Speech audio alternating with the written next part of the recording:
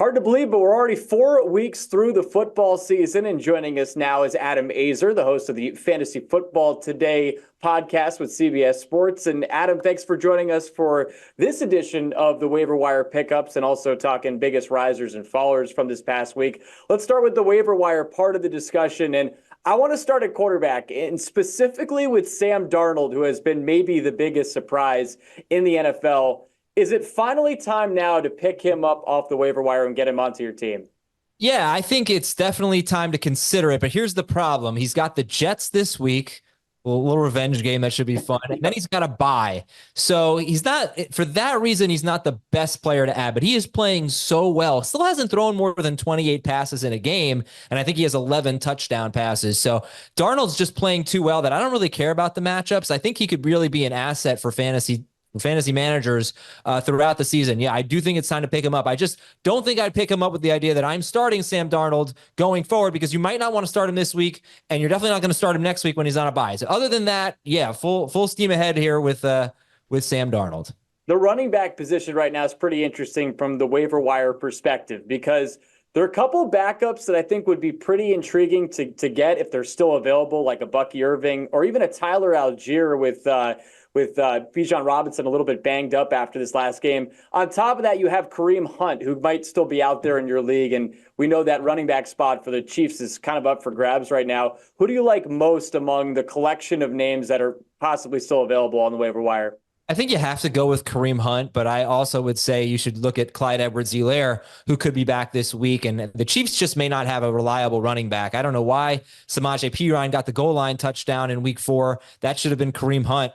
But look, Kareem Hunt did lead the team in carries, obviously. He had a decent debut. I think a lot of people are saying he looked good. My opinion is he didn't really look that good. He had a 10-yard run on a 1st and 15. He had a 9-yard run on a 2nd and 20. Other than that, he didn't really do that much. He didn't avoid one tackle, according to True Media. I don't think he's the answer. I don't know if Clyde is the answer, but I could easily see Clyde taking that job in the next few weeks. So with all that said, Kareem Hunt is the top priority. I would also take a look at Tank Bigsby, because Bigsby is not someone that you're necessarily going to start right now, but we've seen with Bucky Irving kind of taking over as the lead running back, or at least splitting with Rachaad White. We're seeing Bigsby just play better than Travis Etienne. So my top priority would be Kareem Hunt. My second priority would be Clyde Edwards-Helaire. And after that, you mentioned Algier. If Irving were still available, he actually would be number 1 ahead of Kareem Hunt, but he's not all that available in CBS leagues. And then I would look at Bigsby. On the wide receiver front, Dontavian Wicks had a fantastic game in week 4 against the Vikings. Is he your top waiver wire add at the wide receiver position, Adam, or are there other guys that maybe stand out a little bit more to you? Well, the way we do the waiver wire, or the way Jamie Eisenberg does it, is anyone who's rostered in 65% of leagues or more is usually not really included in the waiver wire. But there are a lot of players like Cortland Sutton and Jordan Addison. They're really good options. Jerry Jeudy could be a good option, but I think Dontavian Wicks is better than all of them. Dontavian Wicks would be my top priority. It's a little, little bit of a gamble, because we don't know how long Christian Watson is going to be out, but they're talking about putting Watson on IR. And I love the schedule coming up for the Packers. And I love what we're seeing from Jordan Love and Wicks. I mean, Wicks is going downfield. He's really fast. He gets open. I think he's going to be pretty solid for the next few weeks. So yeah, Dontavian Wicks is my number 1 priority.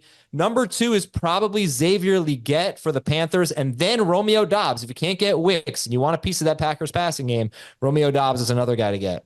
Yeah, it certainly helps that Jordan Love is back there out on the field for the Packers. All right, let's go to the tight end spot. Is Tucker Kraft your top guy on the tight end position? Another Packer. There's also Cade Otton, who's one of those guys that's, he's going to be out there a ton for the Bucs.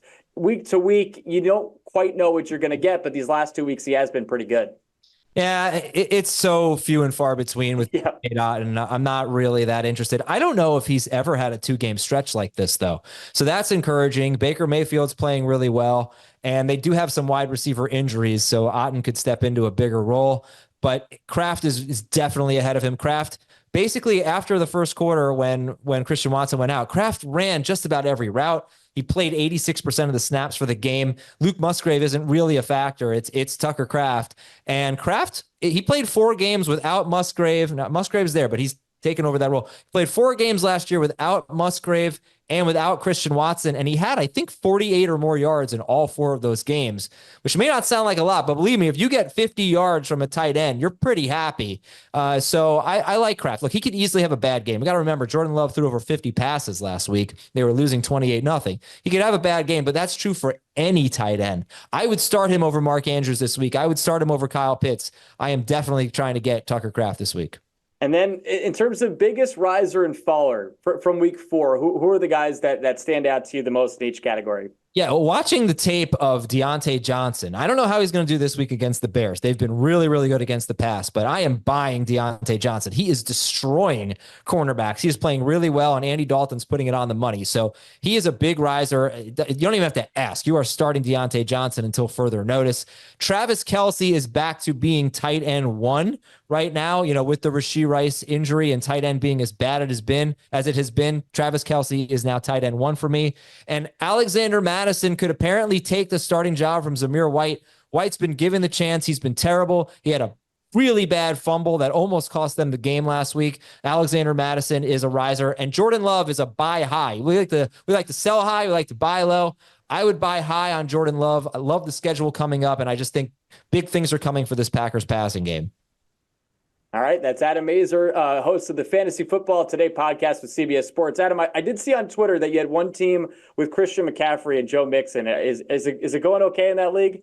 I think I'm 3-1, but I got another team. These are my first 6 picks.